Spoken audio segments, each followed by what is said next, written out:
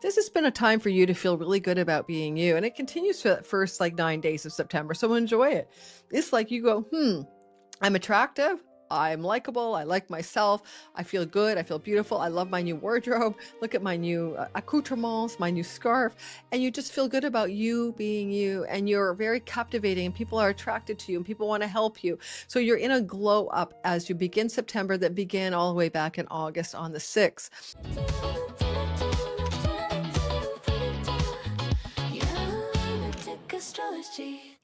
Welcome, Libra, Sun, Moon, and Rising sign. This is September of 2026, and this is your astrology forecast. And boy, oh boy, you got some superior luck activating your chart this month ahead. I kid you not. You're especially charmed in that very first week or two of September. That said, there's a bit of grit in the sky. We're all feeling that pebble under our shoe, that Mars-Saturn square. Yeah, Jupiter keeps bringing happy endings to difficult situations, and that is no exception in your chart. So Libra, today we're going to talk about how this sky unfolds for you over the course of the next 4 weeks. This is general astrology, not a personal reading. My name is Lori Lothian. This is the Western Tropical Zodiac. And you can listen today for Sun, Moon, and Rising. And if you're new here, welcome to my channel. And if you are one of my regulars, welcome back. And everyone, if you're not subscribed, would you please do so? I appreciate it. The thing I'm sharing most this month for you is that I have my class in September. I'm teaching my Sky Reader 7th year. It's full of fun. It's 7 weeks long. I've extended it. It's got 6 guest teachers instead of 4. I'm the main teacher every Saturday. I'm teaching you how to read your sky. Astrology is a map of time. If you don't know how to read a map of time, you're going to be wandering around in the dark half the time. You know what I mean? Like, you know how to read your GPS coordinates. You know how to use your Google Maps, but do you know how to use your time map? Probably not. So if you want to learn to do that and to become a Sky Reader, to time your best life, please join me in Sky Reader this September. This class may be my last year teaching, 7-year itch and all of that. If you want to learn from me in person and learn to have the ability to be your own astrologer, then please come to class this fall, September the 19th, 7 weeks. Much more information about the course. All your questions are asked in the description box below. Go to the link at Skyreader at lorilothian.com. The link is in the description box and read about the course, or go to the end of this video after I do your sign to talk about your stuff. And I have pegged a little bit of a tutorial, me walking through some of the major parts of the course and your questions about it in a little end of the video, end of outro video at the end of this video. Okay, so all right, Libra, Libra, Libra. I love the sky for you this month. You're having what I would call the Dharma lift up, like the energy of what your purpose is. And there's a luck with that. It feels lucky because luck houses are lit, houses 9 and 5. And there's a sense that you have quite a bead on moving towards your life in a meaningful and purposeful way. And we're going to draw your attention to that overarching story through the entirety of the month. Yes, we had a solar eclipse back in August. Yes, we had a Pisces eclipse lunar back in August. Those are sort of in the backdrop. They're beginning to fade. And as you move forward into September, you're noticing a new sense of flow and ease. That said, there are some bumps and some rough spots, and we're going to bring those rough spots to your attention so you can see them.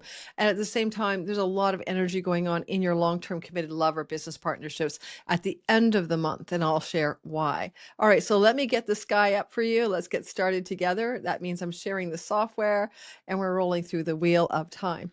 Hello, guys. You always ask me, rising sign, sun or moon, how do I listen to this thing in astrology? Well, your sun is who you really are. Think of it about your spiritual essence, your divine light, the flame of your soul that lives forever, takes on a body, and that body is the ascendant. You might think of your sun sign like the actor who plays the role in the movie. Your sun is the real you, and the role you're playing in the movie, well, that's your rising sign. You tend to look like that sign. You tend to act like the personhood of that character in the simulation.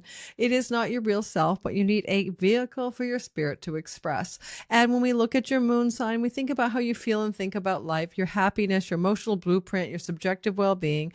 But you remember the moon is only reflecting the light of the spiritual essence of you, the sun. So therefore, it's a temporary aspect or an operating system for your consciousness.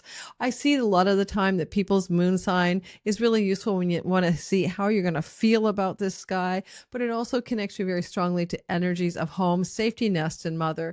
The moon is that stuff to do with the nurturant part of reality. When we talk about your sun sign. It can be father-related material, but also connections to your purpose and career. For your soul isn't here, it's on planet Earth to do something, right? And we usually call that a purpose of some kind. And lastly, the ascendant, very sensitive to your body, very sensitive to the fates and the circumstances of life. That is where your rising sign is, how you showed up, took the first breath of life. What was the sign on the eastern horizon at the time of birth? That's what the rising sign is. And it's very accurate for delineating astrology, at least until the age of mid-40s. And we begin to move back into our true self, into our solar energy. And we'll notice that our sun sign becomes as accurate, or can be more and more actively useful for prediction. Already, sometimes you'll look at children for the first 7 years and they're operating primarily on sun sign energy. So when you're looking at your kids, definitely listen for their sun sign over their rising sign. All right, guys, here's that short form. Take it away. Let's go into the chart ahead. On September 1st, we see that Lori is not in September. Mercury will start us off strong. Mercury will be in a sextile to a fallen Mars. Now, forget about Mars's problem here. He's been up there in your 10th house for a while. Since August the 11th to September 27th, he will be navigating your visible reputation in the world, your career, and your hard work in your purpose and career direction, and all of the things you do in your professional success stories. Yeah, there is that. And he's fallen, and it might have felt gnarly, and those weeks behind you feel heavy, so starting August 11th to September 27th, are you working too hard? If you're not working too hard, you're able to separate from your work. And what do I mean by that? Cut out, like go on a vacation, take some time off. This allows for that energy as well. It's going to kind of either way, right? Quit your job, separate from working too hard, or just work hard and feel really miserable. So those are August the 11th to September 27th vibes that you've got behind you. And as we begin the month, Mercury, though, is going to hook up with Mars, and you can see it forming right here. Now, it's already noticeable, and it's in play when we are talking about August 31st into September 1st. So there's some information or news coming your way. Usually this means like an email, a phone call, a text, or some information or news, or a dream at night. Mercury is in the 12th house where we can sleep. And this information, news, or dream at night is going to give you a powerful clarity about professional directions that you wish to move in. Now, the 10th house is more than that. It's also the house of, say, weddings or major rites of passage. And so, like, let's say you've been trying to make a decision to get married, not get married, get engaged, propose to get engaged, whatever. These things, there's that story up there too. And you're trying to figure out what your answers are, yes or no, maybe.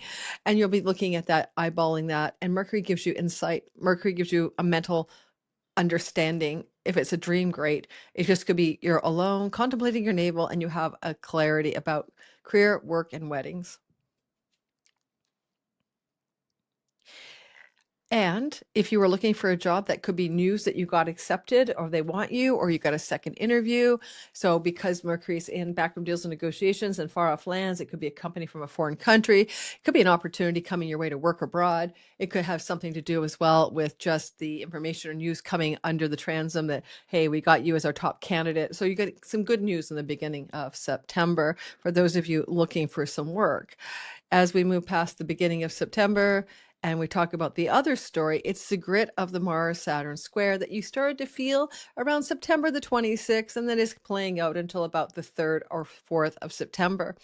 Mars is in your 10th house, and this is your marriage house and legal contractual agreements. If you sign an agreement to work for a company and you want to break it, that could look like this. If you had an arrangement with a spouse, you could break it. It could look like this. Saturn is pressuring Mars, and now Mars is not in good shape, so he's a little bit of a wuss and a wump. A wuss and a wump. He's a wuss. He's a wuss. He's a wuss here. He has no masculine mojo, right? And he's being pressured by Saturn, which can be another person in your life, like your spouse. And that's a fallen Saturn, and that's a fallen Mars. And so there's spousal and career tension. There's legal contractual agreements and career and professional tension in your sky the last week of September, the first week or so, 3 or 4 days of September, and the last week of last week of August, the last week of Mars, the last week of August. The good news, I think, is the tempering feature of the Jupiter mitigation. Jupiter will be flowing at the same time the first 4 days of September. will be flowing back to Saturn. And so the energy of that says, well, Jupiter goes, I've got a solution. We can fix the problem. And if you go back a little bit too, Jupiter was trying to mitigate as well as we ended August. So the very end of August, the last 3 or 4 days of August into the first 2 or 3 days of 4 days of September, Jupiter has a way of wanting to take the difficult, crunchy energy and make it into something rewarding. And this is a house of rewards, karmic and cosmic. So last 3 days of August, first 3 days of September, well, there is some tension here. Jupiter finds a solution.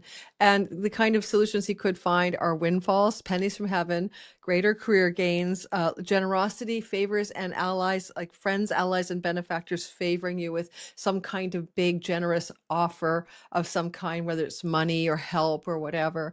And this is really going to smooth this stuff out. Now, this spousal energy is also benefiting from Jupiter as well. So all said and done, whatever the tension is here, make something up. Spouse says you're never home, you're always traveling for work, and then Jupiter finds a solution somehow and finds a way out of the difficulty. Finally, Jupiter is smoothing things out, and he does rule a travel house. So when I said traveling, maybe there's too much distance because of too much travel. That could be just one example of many. Some of you may not have spouses, so this is issues you're dealing with that tends to do with your career gains and your audience, your marketplace, and your clients. This is the tension, and Jupiter's trying to smooth it out. Look to a friend in a high place if you're a business person who has clients, customers, and audience to attend to, especially if you use writing, publishing, communicating, social media, that landscape here, to smooth out the situation. Ask for help from your friends. A little help from your friends, and they may offer anyway. Okay. So your Venus ruled, right? And Venus is in your sign this month. So let's not forget the good news as well.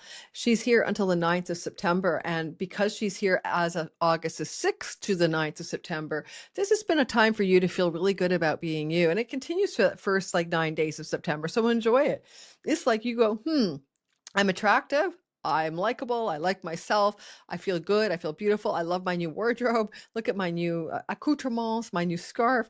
And you just feel good about you being you. And you're very captivating and people are attracted to you and people want to help you. So you're in a glow up as you begin September that began all the way back in August on the 6th.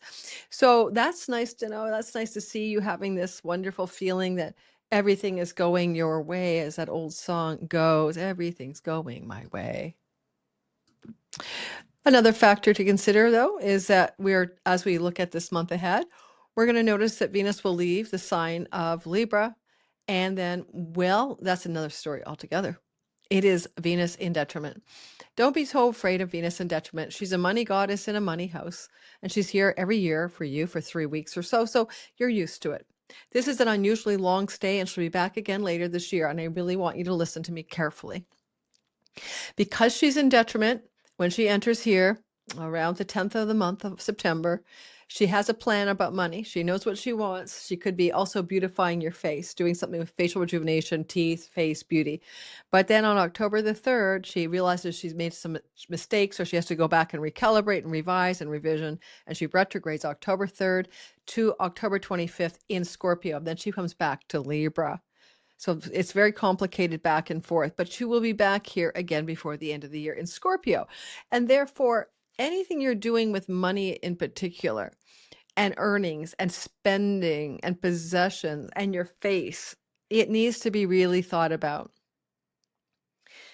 I wouldn't jump into big directions here. I would wait, because the retrograde means you'll turn back and change your mind or change course.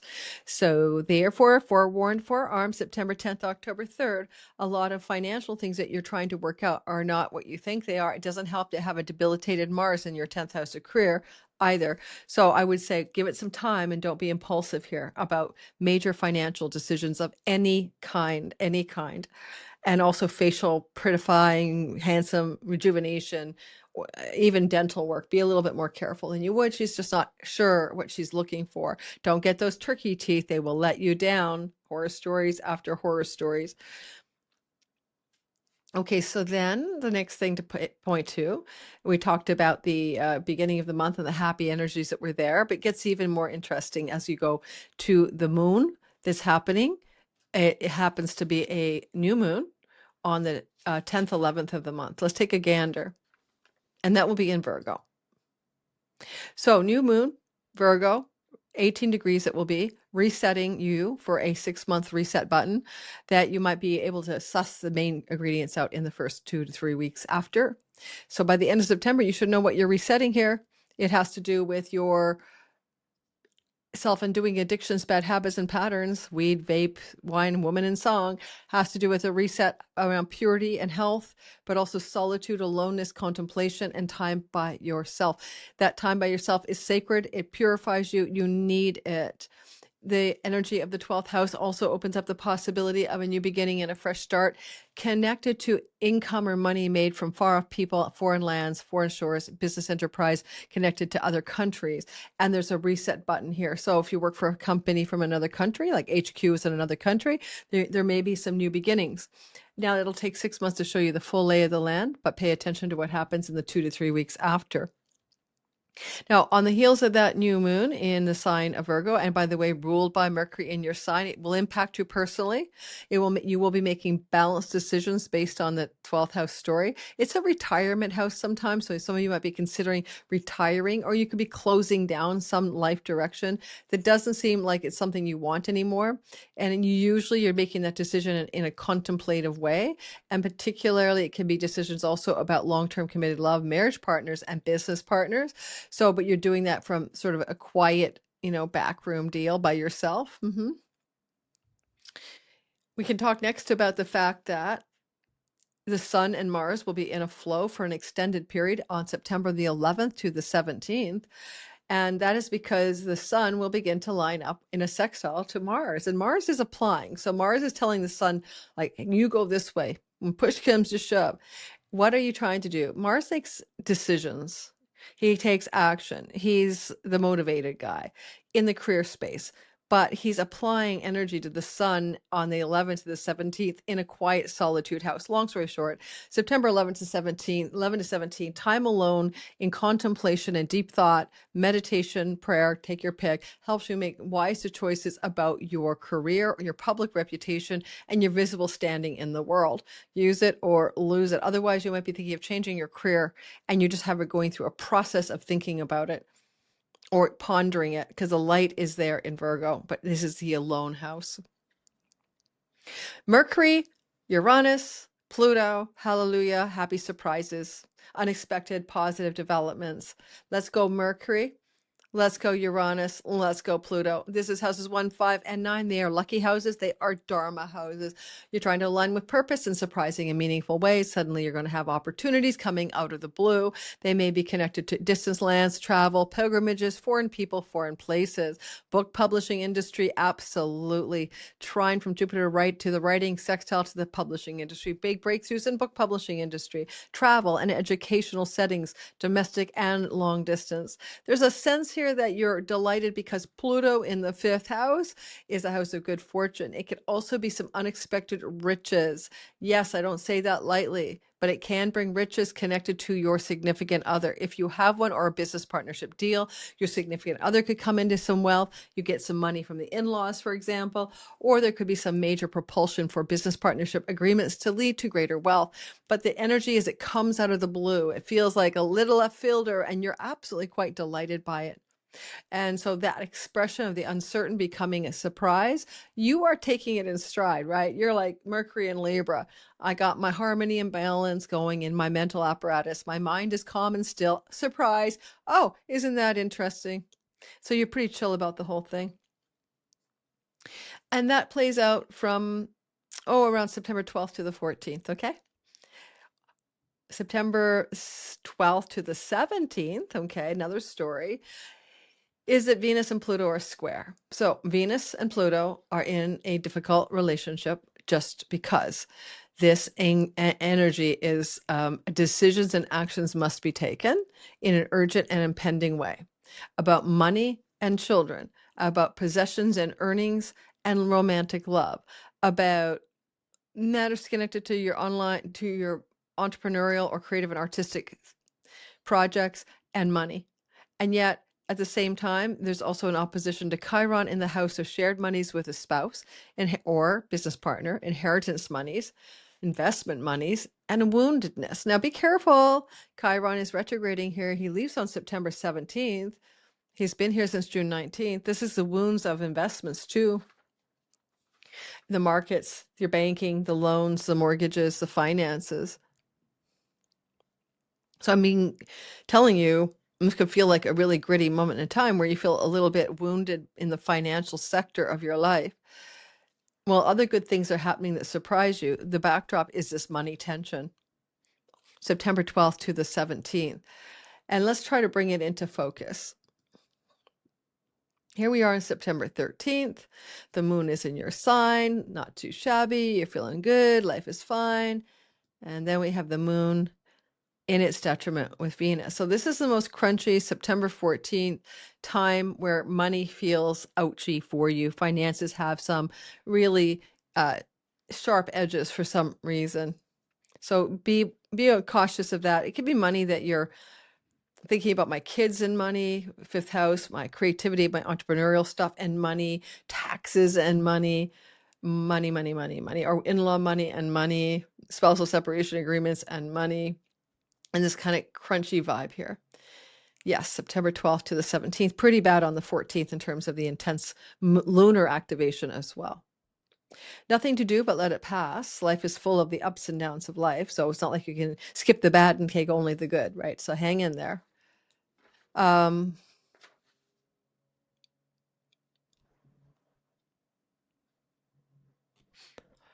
If you have a sibling that's 2 younger than you in birth order, there may be some major tension with that sibling, or one sibling that is 4 older than you in birth order, and those siblings and you, and tension, and maybe tension about many different things. Could be anything, could be money, could be anything.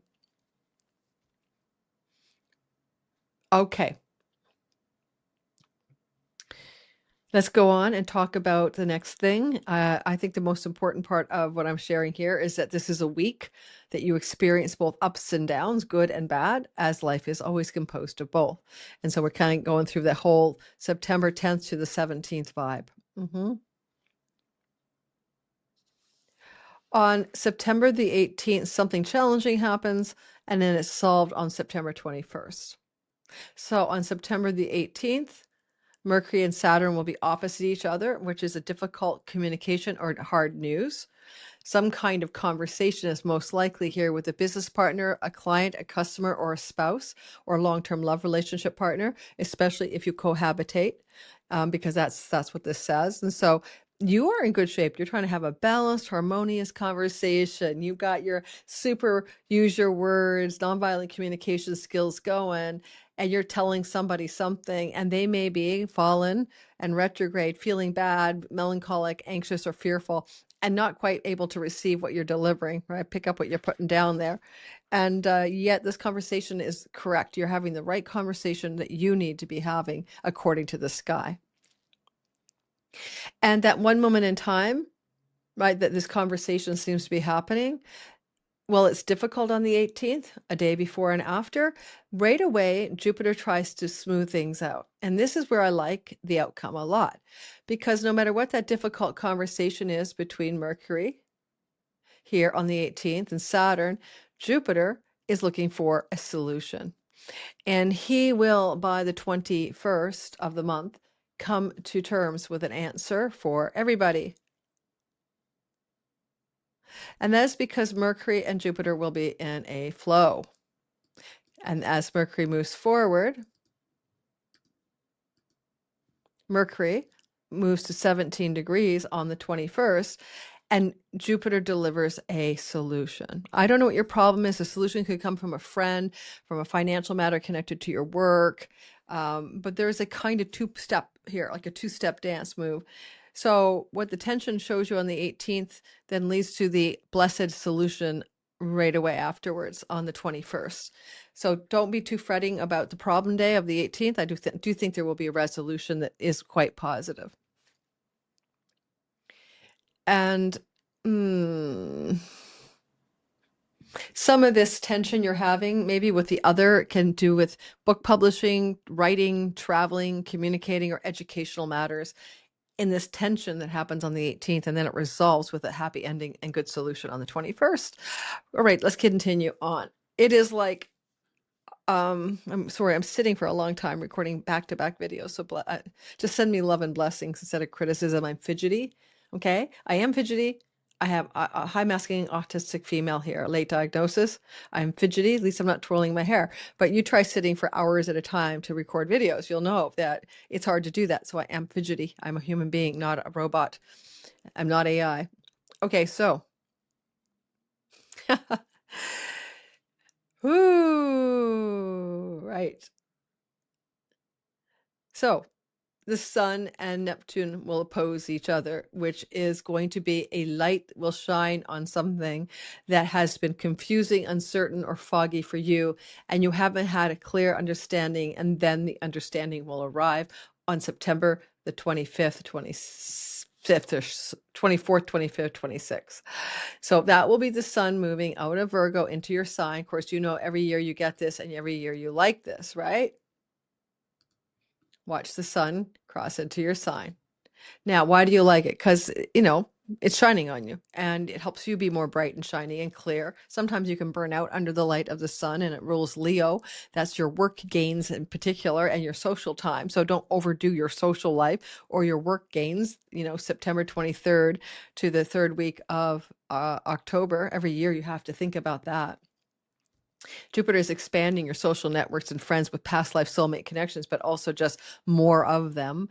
And so there's a lot about your social networks. It can also be pulling you to drain out a bit. So be careful about that as well. September 23rd, add a month. But that is said, with the sun shining here opposite Neptune, Neptune and the sun are having a issue of clarification. You're trying to find clarity about your relationship to that business partner, client, or spouse, or long-term committed love person, and your rose-colored glasses are not on anymore. Pluto is helping you also see everything in the light of resurrection, transformation, and rejuvenation and regeneration. I mean, Pluto wants to take it down, burn it down, and build it up. So there's something about the romantic part of a love story, the affection, the sexual activity, even, and a kind of, if you're in a relationship, a kind of renewal wants to happen here through clarity and sober-minded realism. However, if you don't have a partner, then this could be about business partnerships, clients, audiences, creativity, entrepreneurship, and art. And something is happening where you have a clear angle on what you're doing and you know what it is. Venus, your Lord, is busy in the second house. Remember, I told you to be careful about money decisions here, especially by October 3rd, she turns around. But whatever this is, illumination is good. And this is also opening up your creative artistic expression. Neptune and Pluto, that's like high imagination and depth of understanding into the unknown realms in art, creativity, all of that good stuff that happens in the fifth house, including entrepreneurial endeavors. Situations with your children can be investigated for more clarity, and also your own relationship to your romantic life, your sex life. That is happening on September the 23rd, 24th, 25th. And even into the 26th. And then on the next big deal story is a moon in Aries at 3 degrees on the 27th of the month, and it's full. So 26th, 27th, we're building up for a big full light in the house of your audience and your spouse and your business partners and your marketplace. The light is big. It's with Neptune. Put a light on the fog bank of Neptune. Put a light, full moonlight, on Saturn. It's to fulfill a dream with clarity and realism under the light of a lunation that reveals what's possible. However, you planted a seed here in April. This is a marriage house. So the moon rules the house of weddings. So did you plant a seed around a long-term love story or a wedding potential? And now the seed is fruiting, fulfilling, or completing. So now maybe you'll set a date. Maybe you'll change your mind. I don't know, because retrogradation means to go back on something. Maybe you said, well, I'll get married to that person, and you're changing your mind. Maybe you said, I'll sign a business deal with that person, and you're seeing why you don't want to do that. You're illuminating your fogged up Neptune to see things without those rose-colored glasses. Now, your significant other is here. It may not be about you. Chiron on September 17th ingressed into the marriage house, but this represents the partner and health challenges or just woundedness, Saturn, constriction, Neptune, foggy. This is very much a story where somebody you're with might be going through a difficult time, and the light is shining on their difficulties for you to see, for you to witness. Still ruled by a fallen Mars. I'd say a significant other's having difficulties with addiction, self-undoing, activities in the home, and career matters, for example, their career stuff. And so you're able to witness that, and you can be of support or not. It's up to you. Your children can be involved as well. You could be witnessing the struggles of one of your children in their marriage and trying to support them. Can you be of support? Maybe you have to let them figure it out themselves. Chiron does not leave that 7th house until next April. So there's a waiting period here. Every full moon will illuminate the sky and tell you what's up on the 27th of the month. This will kind of tripwire through to the first couple weeks of October. So you'll have more clarity as time goes on.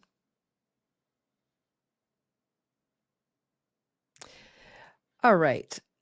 There's going to be a Sun trine Uranus event, which is just like the 12th to the 14th when Mercury was trining Uranus, while also trining Pluto, both the same stories. So you'll notice that now the Sun has moved to where Mercury was on the 12th to the 14th, and now is taking up what looks like a kite to me.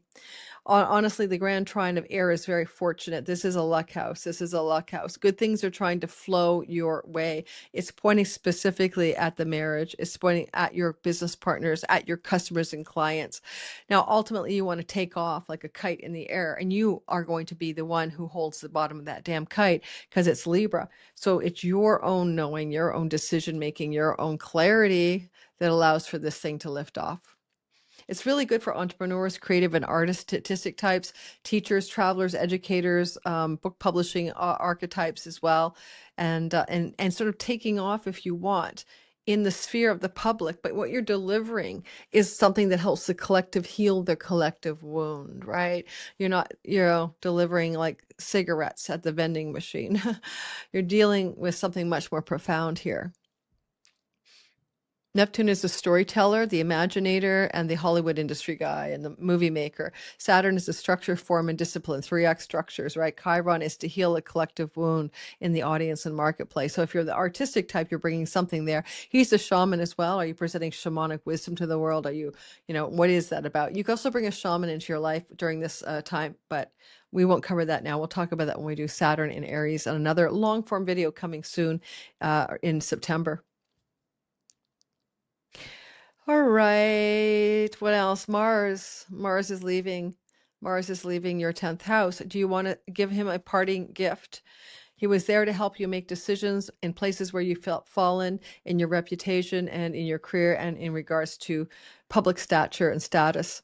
Now, that falling state, August the 11th to September 27th, leads onward to August 28th to November 25th, where Mars is no longer there, but now ambitiously pursuing your greater career gains, the actualization of your long-range goals and dreams.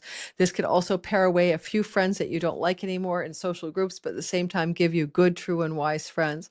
Mars here will cover when he gets here, but I will mention that he opposes Pluto instantly as he crosses over on the 28th, and therefore till the end of the month, the whole vibe here until September 30th is a power struggle with a child, with a romantic love partner, with a group of friends versus your creative and entrepreneurial endeavors.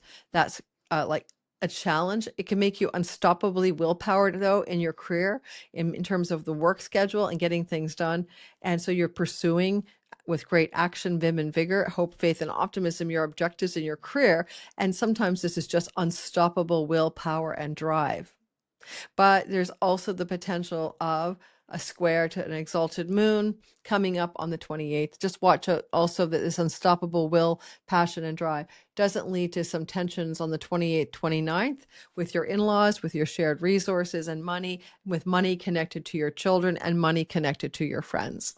That's what we've got. Don't forget to like and subscribe, and don't forget to watch the little end of this video. The outro is all about Sky Reader. Come join me, learn to be your own astrologer and time your best life, because I may not teach this again, and I'd love to see you guys in class. Okay, take care and happy September. Hello, Astro Curious soul. This is your overview of Sky Reader, and I want to tell you a bit about the program. I'm going to show you the website that I'm hosting it at, mylorilothian.com. I want to share a bit about my excitement for this course and why I think it might be right for you. First of all, if you're one of those people who watches all of my videos and then ask me these very intelligent questions in the comments all of the time about why this and why that and how this and how that, then you're probably already ready for this course, because it is your curiosity about how to read the sky. And that is what Sky Reader is for. Astrology is about the map of time. It's so simple. It's like a GPS of time. And once you learn the basic language of your natal chart, then you'll learn some easy to use timing tools that even a beginner can learn with me. You're going to begin to navigate your reality with a better flow, a better ease, a better kind of sense that you know how to move through the world in a way that has your best interest at heart, because you're flowing with the things that are happening anyway. You're moving in the direction that the sky is taking you. So instead of resisting, instead of digging your heels in, or even going in a misdirection temporarily, the universe always course corrects. You can move wholeheartedly with great faith in the universe into the path that the sky is opening for you. Now, life is full of ups and downs, and astrology can't take those away. So even learning to read your sky doesn't mean you learn to avoid any of life's normal storylines. It means that you now have your eye on the ball, you have your heads up of timing your best life. And sometimes timing your best life is nothing more than being able to navigate what you can see coming and respond to it in a more mature, aware, and present way. You know, I had this big calamity happen a while ago, and I could see that I was being grabbed by the sky. And this interpersonal difficulty wasn't just about the other person. It was about the sky playing out in the real world, real-time sky, relative to my personal Aquarius rising natal chart. And because I realized it was just the sky playing out, I was able not to become interacting with the ordeal in a reactive way. So there's a lot of really good ways you can use astrology to do your life better. A lot of my students come back every single year. If you take my class once, you get to take it again and again forever. Plus, you get to keep the content as well and upgrade yourself. And when you come back as a student for the second time, it is 75% off, which is incredibly amazing, given that each time there's new content and new guest teachers, as well as, of course, me teaching you to read your own sky and time your best life. So this is a website, lorilothian.com/sky-reader. If you want to find that way, or just Google lorilothian.com and Sky Reader, and you'll find this page usually showing up in the search engine. Now, throughout the month of August, we have our early bird discount rate of $397. The course is $555, and that is actually a deal for the 7 weeks with me, plus the live calls and the Q&As, plus moderating staff, teaching staff helping me, and a Facebook group and a Discord group this year as well. Now, read your own sky, 7-week foundation. Here you go. I'm not going to redo this. This is a little video of me explaining it to you that's already uploaded to the website. Now, you can do monthly installments in payment plans if you need to, if money is any issue for you. For those of you in really deep need, like, you know what I mean, like needs-based tuition kind of discounts, you'll have to reach out to my team, and you'll see that the information for that will be available here on the website, but it would be hello@inbox.lorilothian.com. But really, the course is already well priced. So here we have me with a funny picture of me. Thanks, team. I love it. I look like I'm very happy, and I'm wearing white. Isn't that sweet? And then one of the things I will show you about, not the whole sales page, is what the program is actually about. So here's some of the outline of the actual material. As you can see, we have what I call the big four. You're going to learn about the most. This is the second class. The first one is your absolutely slow start, super kindergarten hand-holding level to introduce you to the very basic tenets of how to read a sky, what the sky looks like, and what the ingredients of the sky are made out of. So that's your overview course. Some of you may not need that. Some of you may have been well established at astrology already, and for you, this will be extremely boring. But everyone who knows me knows that I think that the foundations in a beginning class, just understanding the language right away, is going to be crucial. You're learning a new language like French or Greek or whatever, And you're not going to get it all at once. It's going to take time, just like osmosis, like more exposure to it. So this is our week one, slow start overview. And then we move into the course itself. You can go to the website and click the details, the big four of the 12 houses, planetary dignity, planets and aspects, time lords, helmsmen, and annual profections. Now, this last part of the course, this is your golden ticket to success. You might think you know about, for example, annual perfections. Well, I've been teaching annual perfections for years, and I've got some insider trading tips there for you about how to use it in a way you may not have heard of before. And it's so easy to use that you could teach your kids and children and, friends and fam to use it once you get the lay of that land. And solar returns, of course, the birthday chart. Everyone loves their birthday chart. It gives you a whole snapshot of everything that happens at a given age. Again, I've taught this class many times, and I've also done this for clients for 7 or 8 years, and you'll be learning a few things you won't find anywhere else about how to read that solar return chart and understand what happens in the year. Everything about this course leads to how to time your life. This is not a course that's teaching you how to navel gaze. I'm not here to show you the quirks of your personality in the simulation called life. I'm not here to help you navigate your past and talk about why it happened.